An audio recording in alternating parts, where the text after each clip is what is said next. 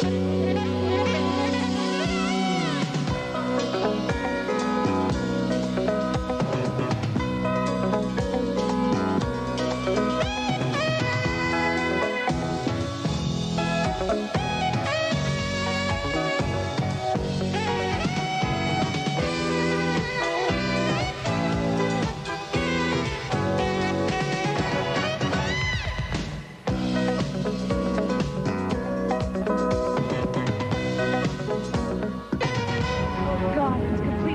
left. A volcanic eruption threatens a beautiful mountain town. Can a heroic couple save it? We find out in Dante's Peak, one of 5 new movies we'll be reviewing this week on Siskel and Ebert. I'm Gene Siskel of the Chicago Tribune. And I'm Roger Ebert of the Chicago Sun-Times. Dante's Peak is another one of the high-tech disaster movies that have been erupting from Hollywood recently, and it's a pretty skillful one with good special effects and engaging chemistry between the stars. But I, for one, am getting so tired of this formula that I spent more time predicting what would happen next than I spent time caring about what was happening now. After ominous signs that a dormant volcano was about to blow, Pierce Brosnan of the U.S. Geological Survey warns the local townspeople. All I'm talking about is that you consider alerting the town to the possibility of an evacuation. What Mr. Dalton here doesn't realize is that if Elliot Blair gets the idea that there's some kind of problem here, he's going to take his $18 million, his 800 jobs, and he's going to evacuate. Also, in every movie like this, the scientist who sounds the warning is always hushed up by his conservative superior who doesn't want to alarm people unnecessarily. Another 48 hours will tell the tale. You get ripped.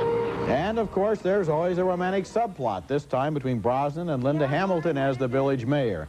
She comes equipped complete with kids, a dog, and a gray-haired mother-in-law who, of course, refuses to leave her mountainside home. But you people came up here right after Mountainside Helens went nuts. There's nothing going on then. There's nothing going on here now. The visual and sound effects are impressive as the mountain blows, destroying the town.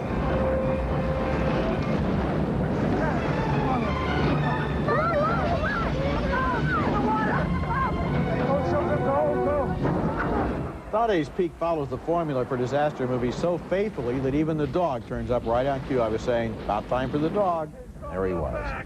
But it is well made, and I like the way Brosnan and Hamilton tried to be fairly realistic in their performances instead of going over the top and trying for extreme melodrama. But quite frankly, I don't know how many more times Hollywood can make this movie. I'm sitting there thinking, okay, we have the worried potential investor, so now it's about time for the boss to turn up and blame the hero for stirring up trouble. And then, isn't there going to be a granny somewhere? Yeah, you would think that there would be a little more pride in the screenwriters. The picture's going to get made because the special effects are good these days, and in this film, very good. I mean, the flowing lava is exciting to watch. Yes. The volcanic ash snowstorm, terrific. The devastation of the town afterward, whatever's being done there, very effective. Very well done. Yes. Why don't the screenplay writers have as much pride as the special effects artists and say, you know what, we'll have to have the arc of the formula, but let's write it smarter. Now, you said something about the mayor. Okay, now, she's not credible as the mayor. Mayors don't wear short skirts and look like Linda Hamilton. Remember the town we come from. Oh, maybe they do in the mountains. I don't think so. But the point is, why not write one scene? Why not write one scene where she shows that she could credibly be the mayor? Why make the boss dumb? Why not make the boss smart? Why not make the investor who wants to pull out smart too? This is the part I don't get. It's at the screenwriter level that this film loses. Why not make the dog dumb? Okay. So he doesn't turn up when he's supposed to. Or real smart and get the heck out of town. Okay. All right, next movie. And our next movie is called Suburbia, and it's a tough and funny slice of life set among the world of young adults who have nothing to do but hang around a local suburban convenience store and act like they're still in high school. Their main attitude is that they're unfulfilled and teed off at the world, and they get a jolt when one of their old classmates comes back to town and he's become a minor rock star, complete with limousine and cute publicist in tow. You know, she works for the record company and takes care of interviews, and, you know, we were actually just doing an interview, and Erica said she'd like to see burned fields. So. That's Jace Bartok as the rock star, and Parker Posey is the publicist who is drawn to the local Air Force dropout, played by Nikki Katt. I think I'm rich and you hate me. Now, how the hell would you know what I think? You don't know me. I'd like to. The presence of the rock star also manages to drive a wedge between two other hangers-on. You know, I mean, if a tree falls in the forest and no one hears it, Does that make a sound? Of course it does. You know, that is my worst fear. Making a sound and no one hears it. Mine too. Wait a minute. You know what I'm saying. Sure, you make art, and you want people to see it. Wait, what happened to the tree? Yeah, but that doesn't mean that your tree is not artistic if no one cuts it down. Jeff likes to argue for the sake of arguing. No, I don't. Yeah. And self-hating violence is in the air, too, in this portrait of hostile, empty lives as the Air Force dropout plans to get even with the Pakistani owner of the convenience store over a previous argument.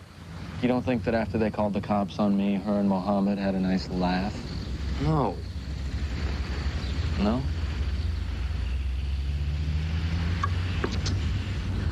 Well, I disagree.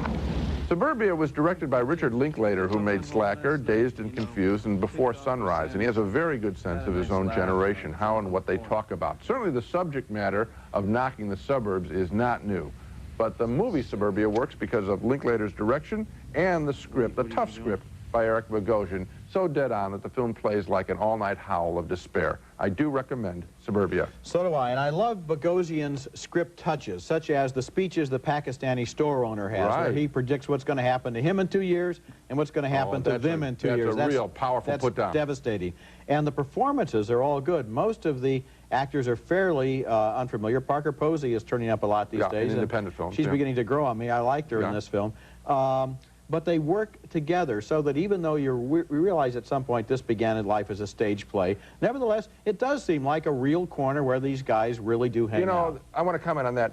If I hadn't seen Bogosian's credit at in the film, I would not necessarily have known it began as a stage play. It feels real, and that's where the director comes in, and maybe Bogosian made some alterations. I never saw the play. But, you know, that's rarely happening, to see a play transformed to film and be this natural. It's a real good work. It's a real good film. When we come back, Fran Drescher from The Nanny is the beautician, and Timothy Dalton is the Beast. You know, Sonny Bono shaved off his mustache, and now he's a congressman. Now, let's see. I don't think it looks right. You gotta move the mole. Class, the mole always goes over the left lip. This way it balances the cigarette. See? That's Fran Drescher from TV's The Nanny in a scene from the new movie The Beautician and the Beast. She plays a beauty school instructor from Queens who finds her life turned upside down when she's mistakenly hired to become a tutor for the 4 children of the despotic ruler of an obscure Central European country. The dictator is played by Timothy Dalton, and he's not amused when she's late for her own ceremonial welcome. It's just that it's so dark in this castle, which is great for atmosphere, but it's hell for putting on liquid liner, which, frankly, I can put on in a crosstown bus sitting over the motor. But, of course, that wouldn't interest you because I am an educator, and no one really cares what an educator looks like. Still, what's it like outside? Because I was thinking about wearing sweat, and I know... Make her be quiet. I heard. The new arrival turns out to be popular with the citizens of Slovetia, maybe because she is distracting Dalton from his main occupation, which is making their lives miserable. I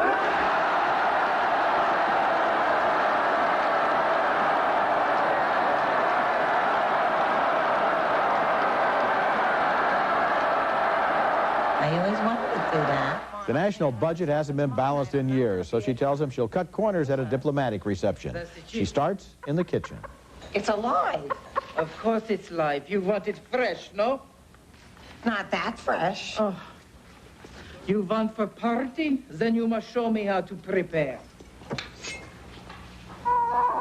Fran Drescher is famous for her unusual voice, which some people find annoying, and I must admit that I am among their number, but at least in The Beautician and the Beast, she doesn't unleash the full power of her laugh, which I find one of the most unpleasant noises I've ever experienced. Her strange vocal qualities aside, Fran Drescher sort of grew on me during this movie. I like the way her character was utterly fearless, or maybe clueless, in the face of danger. Her acting style is sort of like Mae West or Groucho Marx's. She has no connection with the other characters. She just plants herself and delivers one-liners. But some of them were funny, although, unfortunately, not quite enough for me to recommend this movie. I had the exact same reaction. Her voice doesn't bother me, but I had the same reaction, and it was almost like the film broke into 3 parts. The third act worked, and it was funny. I don't know what happened. Did somebody come in and rewrite and just handle that section to finish the picture, and they were funny? I don't know how to explain it, but I was not enjoying the film. I thought she wasn't aiming very high. She was just obviously redoing the nanny character. I was kind of disappointed in that. I thought she could have put some kind of movie spin on it so that we don't think we're just watching enlarged TV. But then at the end, it's funny. So, you know what? Go to a multiplex, see another picture, and walk in for the last third of this picture. Okay, that would be a great line to run in the ads. Okay, Yeah. Coming up next, Boys in the Hood director John Singleton tackles an ugly chapter in American history, lynching blacks in the South in Rosewood.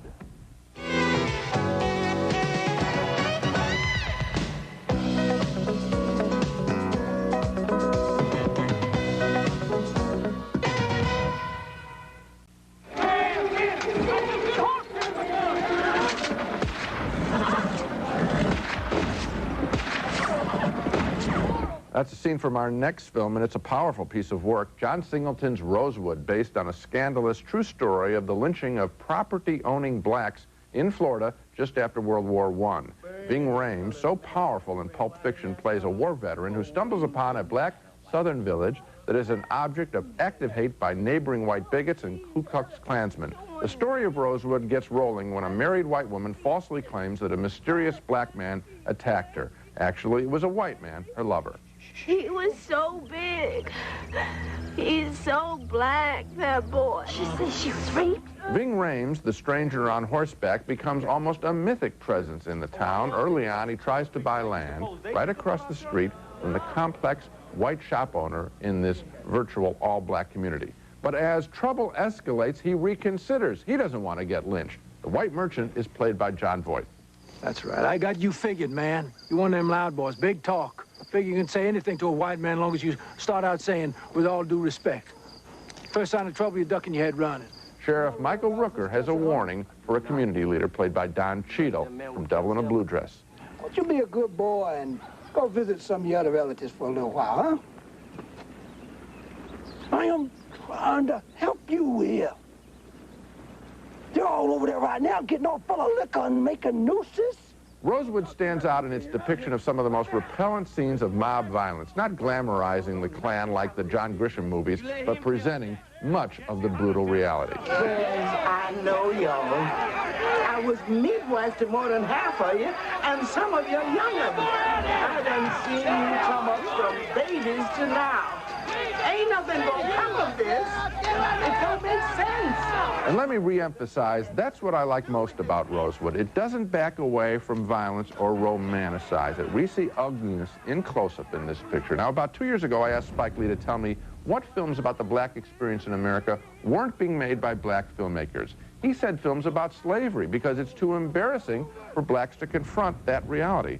Well, John Singleton's Rosewood does that in a chapter that is set just 60 years after slaves were supposedly given freedom. Rosewood is occasionally melodramatic with some generic action sequences, but at its core, it is tremendously effective because you can't deny the truth of the horror it presents. I recommend Rosewood highly. Boy, I do too, Gene, and there were two things I especially liked. First of all, the real fear that these people felt, because you don't have cardboard heroes stepping forward and doing wonderful things. You have a black woman who's afraid to say what she really saw. You have a white shopkeeper. These people are schooled in keeping quiet and not causing trouble. And the second thing is the economic jealousy, because this black town is owned by the people who live there. They're prospering. They own their houses, and the people of the white city are very jealous. And there's the wonderful line of dialogue where the guy says, well, that black guy, he has a piano. Why don't I have a piano? And his friend says, well, you can't play the piano. And he says, yeah, but why does he have one and I don't? No.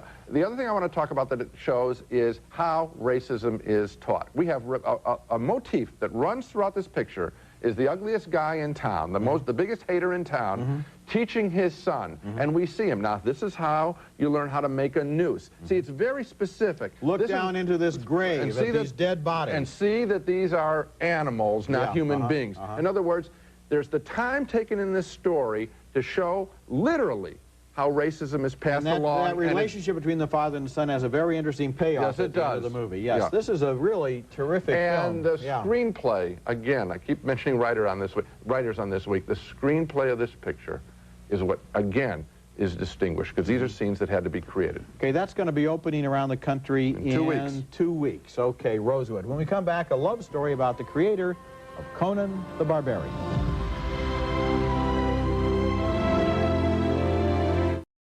A pulp fiction writer named Robert E. Howard created the vast fantasy world of Conan the Barbarian without ever venturing too far from his home in a small Texas town. It was all right there in his head, which was both a blessing and a curse. And a touching new love story named The Whole Wide World tells his story. The movie stars Renee Zellweger, who was so good in Jerry Maguire, as Noveline Price, a small-town girl who dreams of being a writer and wants to meet Robert Howard because he's the only real writer in their sleepy corner of Texas. He's played by Vincent D'Onofrio. A year ago, I saw you in Akpatana with that swine. I don't forget faces, all women's figures. The movie is set in the 1930s, where Howard bangs away at his typewriter for half a penny a word and then boasts of his energy and creativity to the novice writer, who has quickly become his girlfriend. Well, your stories sell, so people must want to read about muscle men who wrestle monsters and girls in skimpy dresses who don't do a darn thing but sit around and watch.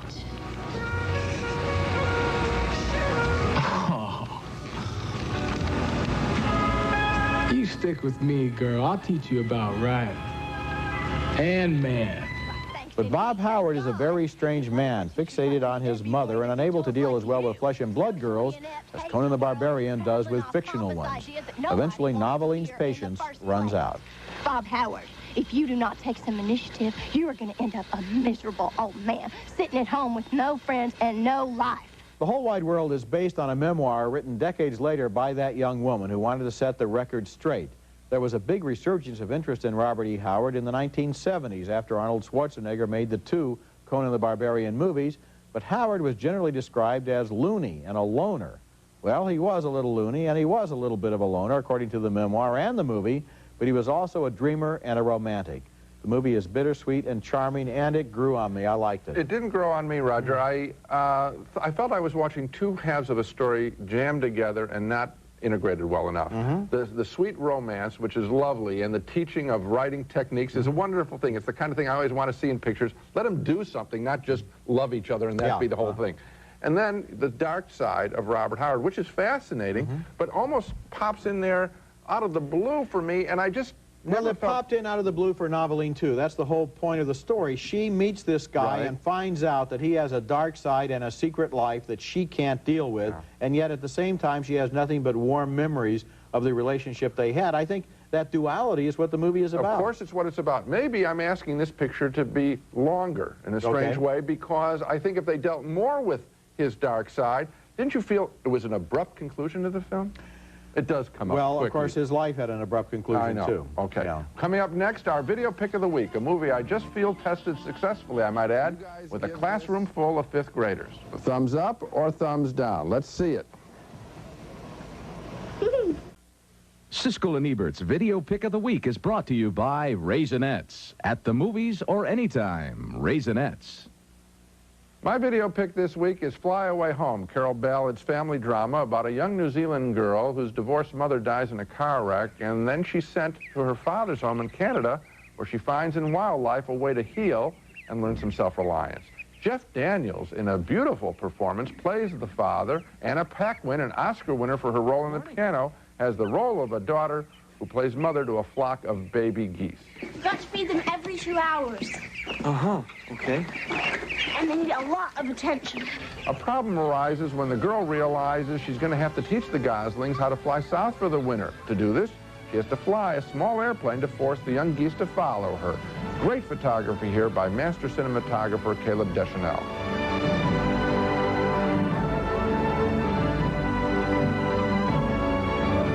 Now, I like this movie so much, I decided to take a bunch of 5th graders from my old grammar school in Chicago to see it. It's like telling us a message that you don't have to feel lonely, even if all your parents dies. The kids also identified strongly with the one goose named Igor that's left behind. I feel like Igor when I'm alone and nobody will let me come with them or play with them and stuff.